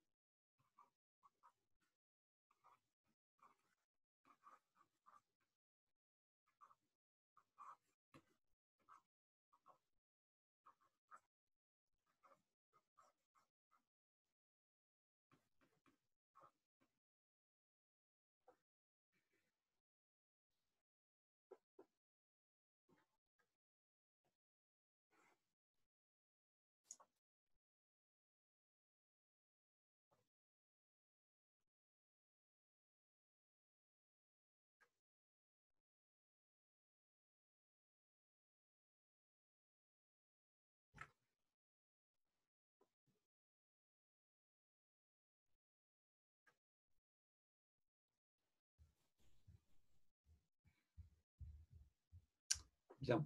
Alors, si on regarde un petit peu, donc j'ai écrit donc, les deux équations bilan associées donc, aux deux couples acide-base ici donc, de l'acide sulfurique. Donc, ce qu'on vous dit, c'est que la première acidité, elle est forte. Donc, acidité forte, je vous rappelle ce que ça signifie, hein, c'est qu'on va avoir donc l'acide considéré qui va être totalement dissocié dans l'eau. Donc ici, on a une transformation totale.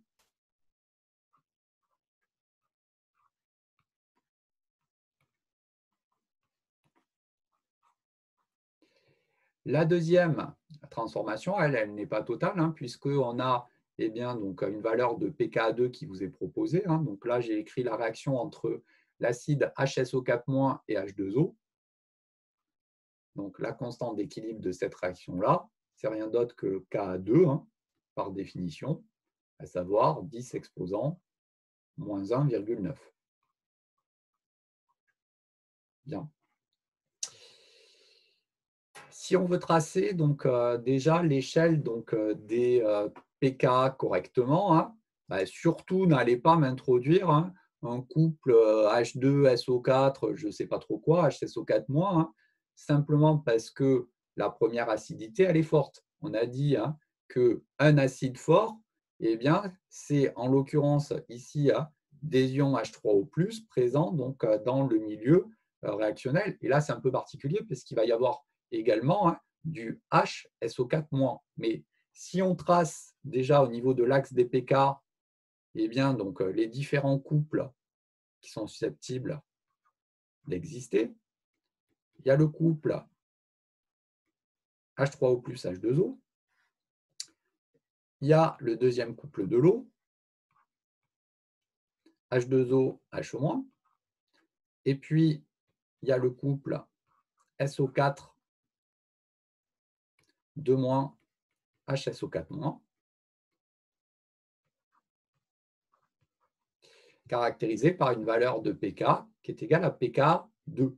Mais n'allez pas introduire H2SO4 quelque chose, parce que la première acidité, elle est forte. Donc, quand l'acidité, elle est forte, on a dit un acide fort est caractérisé par le couple H3O+, H2O. Et donc, si on se demande quelles sont les espèces présentes lors de l'ajout de la première goutte de HO-, bon, ben, on est dans l'eau, donc forcément, il y a de l'eau. Il va y avoir HO-, puisque ça, c'est ce que l'on va verser. Et ensuite, surtout, n'allez pas écrire qu'il y a du H2SO4 ici, parce qu'à partir du moment où on est en solution, donc l'eau, c'est notre solvant, cette réaction qui est ici, elle est totale. Et donc, elle va se faire pour donner HSO4- et H3O+. Bien, donc voici les 4 espèces chimiques qui sont présentes lorsqu'on va verser donc, la première goutte de HO-. Et donc, si on regarde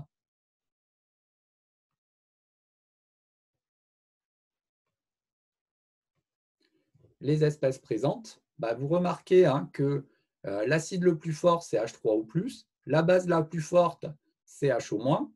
Et donc, on va avoir la réaction prépondérante qui correspond à la réaction entre HO- et H3O+,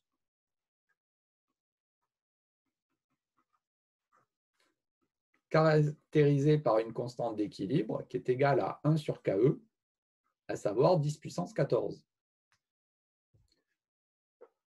Un peu dans le même ordre d'idée que l'exercice précédent. On peut se demander, est-ce qu'il n'y aurait pas une réaction parasite qui pourrait se faire en même temps que celle-ci? Donc, la base la plus forte, c'est HO-, mon H2O, c'est une base extrêmement faible, donc elle, on s'en fiche, j'ai envie de dire. Par contre, la base HO- peut réagir avec l'acide HSO4-. Si je regarde cette réaction particulière,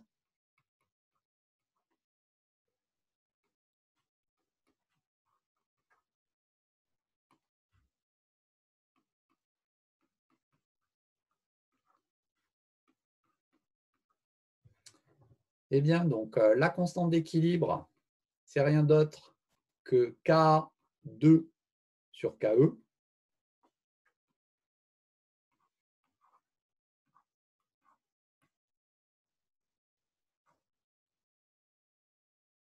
Autrement dit, le K0 prime, ici, hein, il vaut 11,9. Et donc, vous remarquez que ces deux constantes d'équilibre, K0 et K0 prime, eh bien, donc, sont très proches l'une de l'autre. Hein.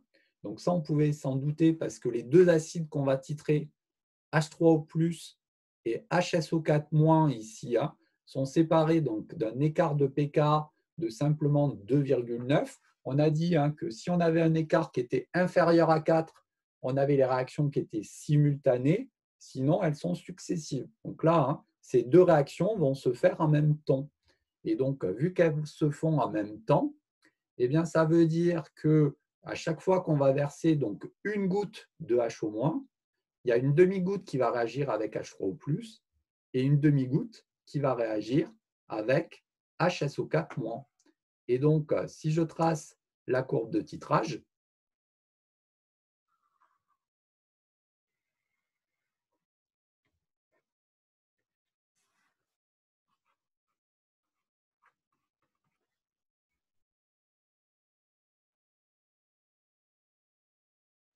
on va avoir quelque chose qui ressemble à ça, avec un seul saut de pH, puisque les deux acidités, en fin de compte, de l'acide sulfurique sont titrées en même temps.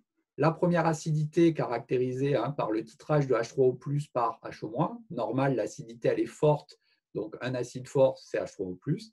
Et la deuxième acidité qui correspond au titrage de HSO4- par la base HO-.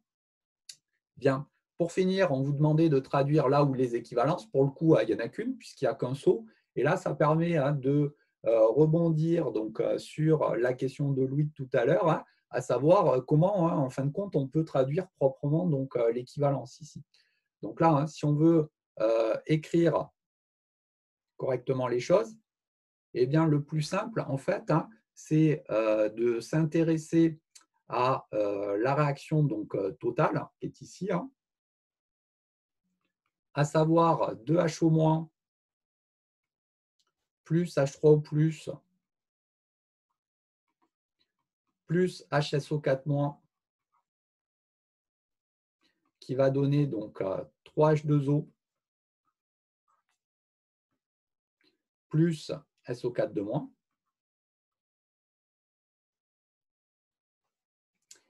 Et ensuite, on va donc traduire donc, l'équivalence associée donc, à cette réaction de titrage, sachant que, eh bien, c'est ce que j'évoquais précédemment, et donc là, je vais la traduire avec le bilan ici et le 2. Si on verse donc 2 moles de soude, il y en a une mole qui va réagir avec H3O+, et une mole qui va réagir avec HSO4-. Et donc, d'un point de vue de la stoichiométrie, on a donc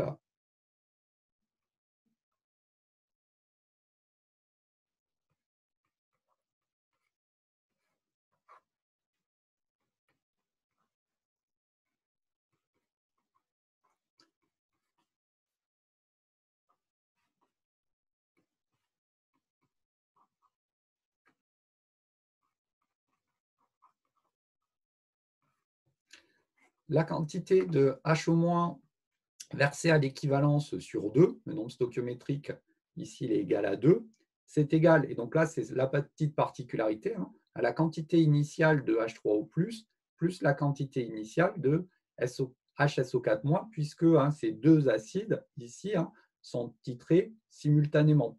Donc là, pour gagner un petit peu de temps, je n'ai pas refait tout le tableau d'avancement, mais ce que j'ai traduit ici en termes d'équivalence, eh bien, donc, on en avait discuté donc, dans le dernier cours, là, c'est relatif à ce que je vous avais demandé de relire ici au niveau de la petite partie sur la traduction donc, de l'équivalence d'un titrage sur le livre pratique expérimentale. Donc, si ce n'est pas encore bien clair dans votre tête, ça, je vous invite à le relire ici. Bien. Et comme, eh bien, donc, on a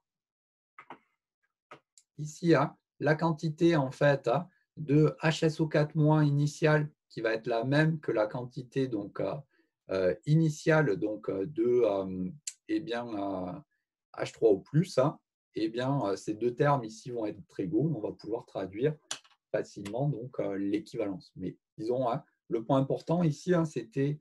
alors, attendez, là, j'ai un problème d'un facteur 2 peut-être.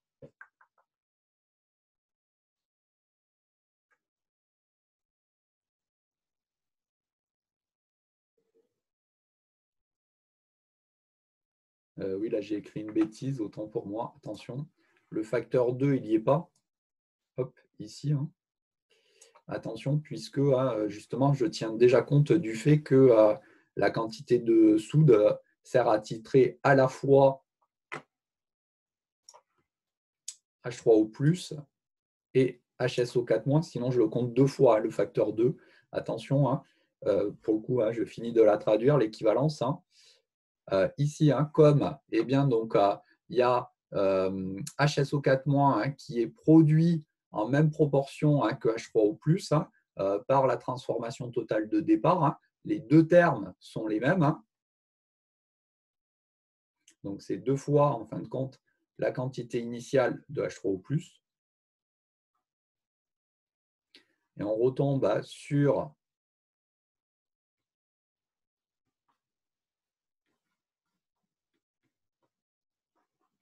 la relation qui traduit en fait l'équivalence, à savoir que le nombre de moles de HO- versé sur 2 égale 2 fois la quantité initiale de H3O+. Et donc ça, ça correspond à ce que j'évoquais précédemment, savoir que si je verse 2 moles de soude dans le milieu réactionnel, il y a une mole qui va réagir avec H3O+, et une mole avec HSO4-. Donc là, attention, pour le coup, là, j'avais un facteur 2 en trop, je l'avais mal traduit au départ. Donc là, c'est cohérent avec ce qu'on vient de dire, savoir que si on verse 2 moles de soude, il y a une mole qui va réagir avec H3O+, et une mole avec HSO4-. Bon, et donc, pour revenir à la question de Louis de tout à l'heure, eh bien, si on avait donc les trois réactions tout à l'heure, quand on s'intéressait au glyphosate, ça serait exactement donc, le même principe, à part que ça serait plus compliqué à traduire, puisque il fallait tenir compte du fait qu'on titrait simultanément à H4+ et à H3, et qu'il fallait titrer en plus à l'excès résiduel de H3O+ présent dans le milieu réactionnel suite à l'ajout de H3O+. Et donc, l'équivalence, ça a été bien plus complexe à traduire, même si en soi, ça revenait plus ou moins à quelque chose du même type que ce que j'ai écrit ici. Monsieur, Oui. je ne comprends pas bien pourquoi on a fait au début donc, les deux transformations, là, H2SO4 plus H2O, sachant que H2SO4, on a dit qu'il réagissait avec la soude au départ, qu'on le titrait par la soude. Et non, justement, c'est ça l'erreur à ne pas commettre. C'est que H2SO4, sa première acidité, elle est forte. Donc, H2SO4, c'est une solution d'acide chlorhydrique. Donc, comme c'est une solution, il y a forcément de l'eau dans le milieu réactionnel. Et donc, la forme, en fait, H2SO4, dès qu'il y a de l'eau dans le milieu réactionnel, ce qui est le cas puisqu'on travaille avec le solvant H2O, cette forme H2SO4 n'existe pas. C'est un acide fort, puisque la première acidité, elle est forte. C'est ça l'erreur à ne pas commettre. C'est que avant de verser de la soude dans le milieu réactionnel, vu qu'il y a de l'eau, eh bien, il y a cette réaction totale-là qui va se faire. Et donc, quand on parle de solution d'acide chlorhydrique, d'acide sulfurique, eh bien, ce n'est pas du H2SO4 et de l'eau qu'on a en fin de compte. C'est de l'eau, des ions HSO4- et des ions H3O+, puisque la transformation, elle est totale. C'est ça le point important. C'est que quand on parle de solution d'acide sulfurique, ce n'est pas du H2SO4 qu'on a dans de l'eau, mais c'est du HSO4- et des ions H3O+ dans l'eau, parce que cette transformation, elle est totale. D'accord. C'est ça la stabilité, en fait. Et pourquoi alors après, on fait intervenir la deuxième Ici, là. Ouais. Alors, c'était juste pour vous faire remarquer que cette transformation-là, elle elle n'est pas totale. Et donc, d'un point de vue pratique, les seuls acides qui vont être présents dans le milieu réactionnel en plus de l'eau, ce sont HSO4- et H3O+, ici, qui ont été donc, produits par la première transformation. Mais celle-là, à la limite, j'aurais pu ne pas l'écrire. Si je l'écris, c'est simplement pour attirer votre attention sur le fait qu'elle n'était pas totale, et donc que lorsqu'on va verser la première goutte de HO-, l'espèce SO4-, vous remarquez que ici, je ne l'ai pas mise dans le bilan des espèces présentes, simplement parce que cette réaction-là n'étant pas totale, dès qu'on va verser donc, de la soude dans le milieu réactionnel, les réactions qui se produisent sont celles-ci. Et donc, le SO4- qui va être produit, il va être produit uniquement en fait, par la deuxième réaction de titrage. Mais cette réaction-là, j'aurais pu ne pas la mettre, effectivement. Mais par contre, la première, celle-ci, c'était indispensable de remarquer que, compte tenu du fait qu'elle est totale, qu'on parle de solution d'acide sulfurique, ce n'est pas du H2SO4 qu'on a dans l'eau, c'est du H3O+, et du HSO4-. Mais c'est exactement la même chose que quand on parle de solution d'acide chlorhydrique. On a dit, attention, ce n'est pas du HCl qu'on a dans l'eau, c'est des ions H3O+, et des ions spectateurs Cl-. D'accord, ok. Et juste dernière question. Ouais. Des pKa, du coup, il y en a deux. Un qui correspond au pKe, du coup, et l'autre… Alors non, attention. Donc, il y en a certes deux. Donc, la deuxième valeur du pK, elle vous est donnée, c'est 2,9. Et la première valeur de pK, compte tenu du fait qu'on travaille dans l'eau et qu'on ne peut pas distinguer les acides forts dans l'eau, s'il y a une valeur à donner, c'est 0, puisque le premier couple qui traduit donc l'acidité forte en fin de compte de l'acide sulfurique, c'est le couple H3O plus H2O. Et donc les deux pKa, on peut les voir comme étant égaux à 0 et à 2,9. D'accord, ok.